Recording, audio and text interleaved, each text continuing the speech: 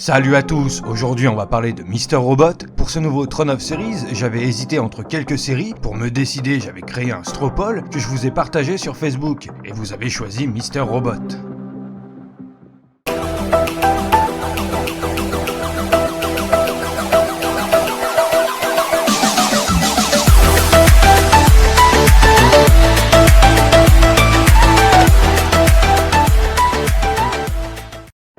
Mr. Robot est une série télévisée américaine créée par Sam Esmail et diffusée depuis le 24 juin 2015 sur USA Network. Le pilote a été diffusé dès le 26 mai 2015 sur plusieurs plateformes de VOD, en partie pour anticiper le piratage ou le partage de vidéos. En France, la série est diffusée depuis le 19 septembre 2016 sur France 2, soit plus d'un an après la sortie de la première saison et quelques jours avant le dernier épisode de la saison 2. Selon The Guardian, ils ont pas tort. À ce jour, la série compte 2 saisons et la 3e saison est attendue pour cet été 2017, en juin ou en juillet.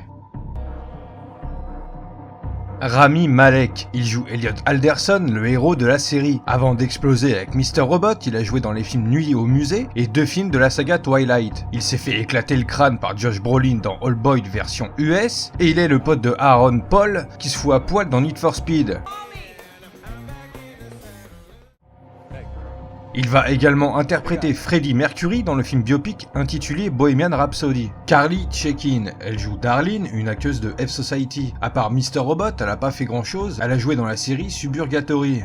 Portia Doublebay, elle joue Angela Moss, amie d'enfance d'Elliot et collègue de travail à All Safe Security. Vous l'avez peut-être aperçu dans Carrie de 2013 et dans Big Mama 3 de père en fils. Martin Wallstrom, il joue Tyrell Willick, directeur technicien adjoint à E-Corp. En 2013, il a eu le rôle titre sur 2 films, Ego et Stockholm Story. Christian Slater, il joue le fameux Mr. Robot, activiste à la tête du groupe d'hackers nommé F-Society. Alors Slater a participé à énormément de films, c'est un acteur assez connu malgré qu'il n'ait jamais vraiment décroché des rôles inoubliables. Il a tenu le rôle principal dans Alone in the Dark, le film adapté du jeu vidéo. Également dans True Romance, Pop Up the Volume, il a joué aussi dans Robin des Bois, Prince des voleurs, et c'est lui qui interviewe Brad Pitt dans Entretien avec un vampire. Ron Cephas Jones, il joue Leslie Romero, membre de F-Society, un acteur que j'apprécie beaucoup et qui ressort de plus en plus dans pas mal de séries à succès. En dehors de Mr. Robot, il joue dans Luke Cage, The Get Down et This Is Us. Michel Gilles, il joue Gaydon Goddard, PDG de All Safe Security, c'est ce bon vieux président Garrett Walker dans House of Cards.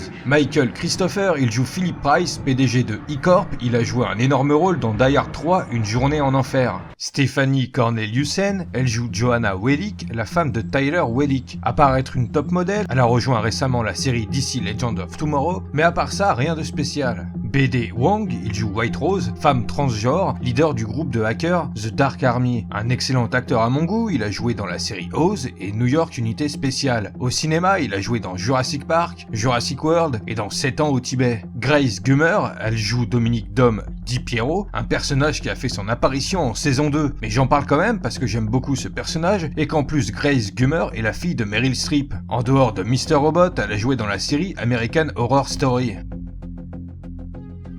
Sam Esmail a commencé à écrire Mr. Robot comme un long métrage mais l'a transformé en série télévisée quand le projet est devenu trop gros. D'après lui, la première saison ne constitue que l'introduction du récit global. Sam Esmail connaît la fin de la série depuis le début du projet. L'annonce de l'attribution des rôles s'est faite dans cet ordre. Rami Malek le 9 septembre 2014, Carly Chaikin et Portia Doublebay le 11 septembre, Martin Wallstrom le 17 octobre et Christian Slater le 21 octobre 2014. Le tournage de la série a débuté à New York le 13 avril 2015, à peine 2 mois et demi avant que le premier épisode soit diffusé. Comme il était impossible de vider sur commande Times Square pour la scène de l'épisode final, elle a été tournée très tard dans la nuit du week-end du 4 juillet, le jour de l'indépendance. Pendant le tournage des scènes en voix off de Rami Malek, pour rendre son interprétation plus intense, l'acteur porte une oreillette dans laquelle on lui lit le texte, sauf au cours du pilote pour lequel il avait appris le texte. Pour lui parler dans l'oreillette, après un essai non concluant avec Sam Esmail, c'est une jeune femme à la voix magnétique qui a été sélectionnée à la suite d'une brève audition. À sa demande, Rami Malek a demandé conseil à un psychiatre pour perfectionner son rôle. Les acteurs ont suivi des cours de hacking et Rami Malek a dû prendre des cours de dictalographie pour plus de réalisme dans les nombreuses scènes où le personnage tape au clavier. Pour faire simple, la dictalographie, c'est saisir un texte sur un clavier, mais en utilisant ses 10 doigts avec rapidité, fluidité et précision, sans regarder son clavier mais uniquement l'écran. Pour finir sur ces petites infos, Mr. Robot ayant débuté en été 2015, c'est en 2016 que la série obtient obtient pas mal de récompenses. Aux Golden Globes pour la meilleure série télévisée dramatique, le meilleur acteur dans un second rôle dans une série, mini-série ou téléfilm remporté par Christian Slater. Rami Malek fut nominé pour le meilleur acteur dans une série dramatique, mais ne remportera pas le Golden Globes. Aux Critics' Choice Television Awards pour la meilleure série dramatique, meilleur acteur remporté par Rami Malek et meilleur acteur dans un second rôle remporté par Christian Slater. Et pour finir, Rami Malek remporte un Emmy Awards pour le meilleur acteur dans une série dramatique. Si vous aimez bien l'univers du hacking, des pirates informatiques, etc., cette série est clairement faite pour vous. Mais la série va bien plus loin que juste vous montrer un groupe d'hackers qui se bat contre le système. En effet, on a plusieurs types de personnages, de cultures et milieux différents qui gravitent autour du personnage principal. Ce qui nous donne vraiment pas mal d'angles de vue sur l'univers de Mr. Robot. Un univers très informatisé, très sombre, où les grosses entreprises ont la main mise sur nos vies, notre quotidien et surtout notre argent via les banques. En dehors d'Elliot, on a le droit à pas mal de background sur les autres personnages principaux. Plus on avance dans la série, et plus on remarque à quel point les personnages sont liés d'une certaine façon, jusqu'à l'épisode final où on a le droit à une grosse révélation, qui d'après certains est assez prévisible et se remarque facilement dès les premiers épisodes. Personnellement, je l'ai pas vu venir, j'avais des doutes sur les 3-4 derniers épisodes, mais pas avant. Ce qui est vraiment cool avec Mr. Robot, c'est que la réalisation se fait énormément plaisir, énormément de plans et cadrage sympa et original, un peu comme celle faire Vince Gilligan avec Breaking Bad et Better Call Saul. Le générique aussi est vraiment original, même s'il n'est qu'essentiellement textuel. Ils se font très bien sur les plans proposés durant le même temps, ce qui fait que chaque épisode a son propre générique à lui en gros. Absolument tous les acteurs jouent merveilleusement bien leur rôle, pas de surenchère, ils sont vraiment dans le ton de leur personnage. Mention spéciale évidente à Rami Malek qui a énormément travaillé ce rôle d'Elliot. Une excellente performance sur ce type de personnage si compliqué et inédit en série TV. Ce que je trouve bluffant chez Malek, c'est qu'il a 35 ans alors qu'il en paraît 25. Également Christian Slater qui renoue avec un succès mondial grâce à ce rôle de Mr. Robot. Je trouve que le rôle lui va comme un gant et que je vois mal qui d'autre que lui aurait pu interpréter Mr. Robot. Quand la saison 1 prit fin, j'avais vraiment beaucoup d'a priori par rapport à la saison 2. Est-ce qu'elle sera au niveau de la première? Est-ce que l'ambiance particulière de la série serait toujours la même, etc.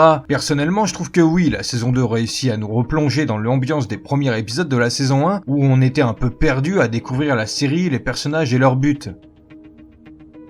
J'espère que vous aurez apprécié la vidéo et qu'elle vous aura donné envie de plonger dans l'univers de Mr. Robot. Si c'est le cas, comme d'habitude, n'hésitez pas à mettre un pouce bleu, histoire de donner à la chaîne plus de visibilité. Partagez-la à vos amis et proches qui seraient tentés par ce type de série. Et puis surtout, abonnez-vous si ce n'est pas déjà fait. N'oubliez pas non plus la petite cloche, histoire de recevoir une notification YouTube dès qu'une vidéo sort sur la chaîne. Rejoignez la page Facebook, le compte Instagram et la chaîne Twitch. Également, je me suis remis à utiliser Twitter, donc je vous invite à me follow car j'y poste souvent les liens de mes lives lorsque je suis sur la PS4. Sur ce, je vous dis à bientôt pour une prochaine vidéo.